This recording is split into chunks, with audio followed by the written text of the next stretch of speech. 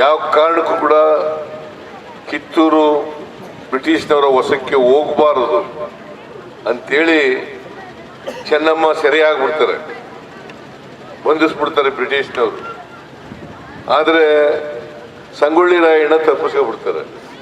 ತಪ್ಪಿಸ್ಕೊಂಡು ಬ್ರಿಟಿಷ್ನವ್ರ ಮೇಲೆ ಒಂದು ಸೈನ್ಯಕ್ಕೆಲ್ಲ ಕಟ್ಟಿ ಗೆರಿಲ್ಲಾ ಯುದ್ಧ ಮಾಡಕ್ ಶುರು ಮಾಡ್ತಾರೆ. ಗೆರಿಲ್ಲಾ ಯುದ್ಧ ಅಂದ್ರೆ ಗೊತ್ತಾ ನಿಮಗೆ? ಅಟ್ಯಾಕ್ ಮಾಡೋದು ಬ್ರಿಟಿಷ್ನವ್ರಿಗೆ ಮತ್ತೆ ತಪ್ಪಿಸ್ಕೊಂಡ್ಬಿಡೋದು, ಇದು ಗೆರಿಲ್ಲಾ ಯುದ್ಧ. ಆ ತರ ಮಾಡ್ತಾ ಇರ್ತಾರೆ. ಸೊ ಅವ್ರದೇ ಆದಂತ ಒಂದು ಸೈನ್ಯ ಕಟ್ಟಿಕೊಂಡು ಮಾಡ್ತಾ ಇರ್ತಾರೆ. ಸೊ ಹಾಗಾಗಿ ಅವ್ರಿಗೆ ನಮ್ಮವರೇ ಸಹಾಯ ಮಾಡಿ ಅರೆಸ್ಟ್ ಮಾಡಿಸ್ಬಿಡ್ತಾರೆ ಅವ್ರಿಗೆ ಬ್ರಿಟಿಷ್ನವ್ರಿಗೆ.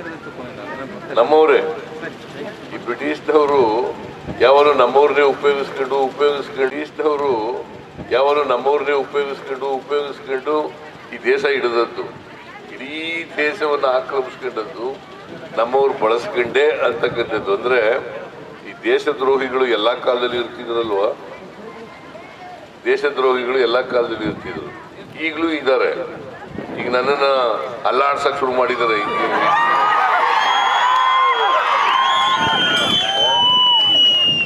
ಸುಳ್ಳು ಅಪಪ್ರಚಾರ ಮಾಡೋದು, ಸುಳ್ಳು ಆರೋಪಗಳನ್ನು ಮಾಡೋದು. ಇವರು ಯಾರು ಗೊತ್ತಾ? ನನ್ನನ್ನು ಅಲ್ಲಾಡಿಸ್ತಾ ಇರೋರು ಈ ಬಿಜೆಪಿ ಅವರು ಇದಾರಲ್ಲ,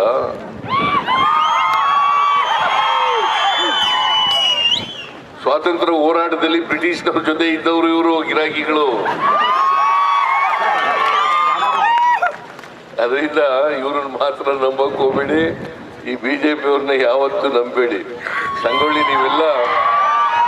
ಸಂಗೊಳ್ಳಿ ರಾಯಣ್ಣ ಯಾವ ರೀತಿ ಈ ನಾಡನ್ನ ಪ್ರೀತಿಸ್ತಾ ಇದ್ರು, ಈ ನಾಡಿನ ಜನರನ್ನ ಪ್ರೀತಿಸ್ತಾ ಇದ್ರು, ಬ್ರಿಟಿಷ್ನವ್ರನ್ನ ಈ ದೇಶದಿಂದ ಹೊರಗಡೆ ಹಾಕ್ಲಿಕ್ಕೋಸ್ಕರ ಹೋರಾಟ ಮಾಡಿದ್ರು.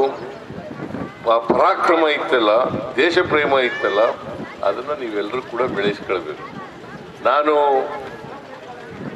ಮುಖ್ಯಮಂತ್ರಿ ಆದ್ಮೇಲೆ, ಹಿಂದೆ ಮುಖ್ಯಮಂತ್ರಿ ಆಗಿರುವಾಗ ಸಂಗೊಳ್ಳಿ ಅಭಿವೃದ್ಧಿ ಪಡಿಸ್ತಕ್ಕಂಥದ್ದು ಅಷ್ಟೇ ಅಲ್ಲ, ಸಂಗೊಳ್ಳಿ ರಾಯಣ್ಣ ಹೆಸರಿನಲ್ಲಿ ಒಂದು ಸೈನಿಕ ಶಾಲೆಯನ್ನ ನೀವೆಲ್ಲ ಹೋಗಿ ನೋಡಿದ್ದೀರಾ ಏನೋ ಗೊತ್ತಿಲ್ಲ. ನೋಡಿದ್ದೀರಾ? ಹೋಗಿ ನೋಡ್ಕೊ ಬರ್ಬೇಕು. ಹೋಗಿ ಸಂಗೊಳ್ಳಿ ರಾಯಣ್ಣ ಹೆಸರಿನಲ್ಲಿ ಒಂದು ಸೈನಿಕ ಶಾಲೆಯನ್ನ ಮಾಡಿದ್ದೀವಿ.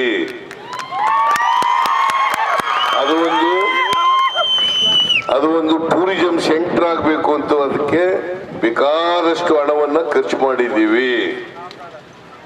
ಯಾಕೆ ಅಂತಂದ್ರೆ ಸಂಗೊಳ್ಳಿ ರಾಯಣ್ಣ ಶಾಶ್ವತವಾಗಿ ಕರ್ನಾಟಕದ ಜನರ ಮನಸ್ಸಿನಲ್ಲಿ ಉಳಿಬೇಕು.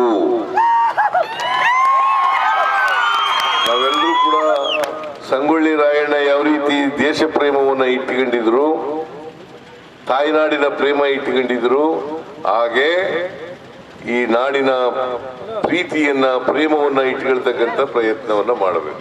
ದೇಶ ಪ್ರೇಮವನ್ನ ಬೆಳೆಸ್ಕೊಳ್ತಕ್ಕಂಥ ಕೆಲಸವನ್ನ ಮಾಡಬೇಕು. ಅದೇ ಸಂಗೊಳ್ಳಿ ರಾಯಣ್ಣನಿಗೆ ನಾವು ಸಲ್ಲಿಸ್ತಕ್ಕಂಥ ಗೌರವ. ಇವತ್ತು ನೀವೆಲ್ಲರೂ ಕೂಡ ಸಂಗೊಳ್ಳಿ ರಾಯಣ್ಣನಿಗೆ ಸಲ್ಲಿಸ್ತಕ್ಕಂಥ ಗೌರವ ಏನಪ್ಪಾ ಅಂತಂದ್ರೆ, ಈ ನಾಡನ್ನ ಪ್ರೀತಿಸ್ಬೇಕು, ಈ ಜನರನ್ನ ಪ್ರೀತಿಸ್ಬೇಕು, ಜಾತಿ ಧರ್ಮ ಎಲ್ಲರೂ ಬಿಟ್ಟು ಎಲ್ಲರೂ ಕೂಡ ನಾವು ಮನುಷ್ಯರು ಅಂತಕ್ಕಂಥದನ್ನ ಬೆಳೆಸ್ಕೊಳ್ತಕ್ಕಂಥ ಆ ಒಂದು ಭಾವನೆಯನ್ನು ಬೆಳೆಸ್ಕೊಳ್ತಕ್ಕಂಥ ಕೆಲಸವನ್ನ ಮಾಡಬೇಕು.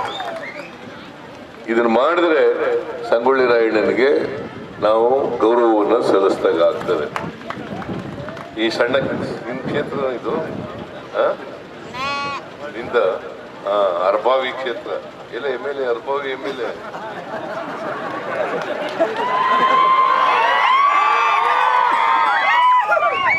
ಸೊ ಅದರಿಂದ ಸಣ್ಣಕ್ಕಿ ನನಗೆ ಒಂದು ವರ್ಷದಿಂದ ಹಿಡಿದ್ಬಿಟ್ಟಿದ್ರು, ಬರಲೇಬೇಕು ಅಂತೇಳಿ. ಹಾಗಾಗಿ ನಾನೇ ಇದನ್ನ ಈ ಸಂಗೊಳ್ಳಿ ರಾಯಣ್ಣ ಪ್ರತಿಮೆಯನ್ನ ಲೋಕಾರ್ಪಣೆ ಮಾಡಲಿಕ್ಕೆ ಬಂದಿದ್ದೇನೆ. ನೀವೆಲ್ಲರೂ ಕೂಡ ಬಹಳ ಪ್ರೀತಿ ಅಭಿಮಾನದಿಂದ ನಮ್ಮನ್ನೆಲ್ಲ ಬರಮಾಡ್ಕೊಂಡಿದ್ದೀರಿ, ನಮ್ಮ ಮೇಲೆ ಪ್ರೀತಿ ಅಭಿಮಾನವನ್ನು ವ್ಯಕ್ತ ಮಾಡಿದಿರಿ. ಅದಕ್ಕಾಗಿ ಈ ಊರಿನ ಎಲ್ಲ ಜನರಿಗೆ ನಮಸ್ಕಾರಗಳನ್ನು ಹೇಳಿ ಮತ್ತೊಮ್ಮೆ ಸಂಗೊಳ್ಳಿ ರಾಯಣ್ಣ ನಿಮ್ಮ ಮೇಲೆ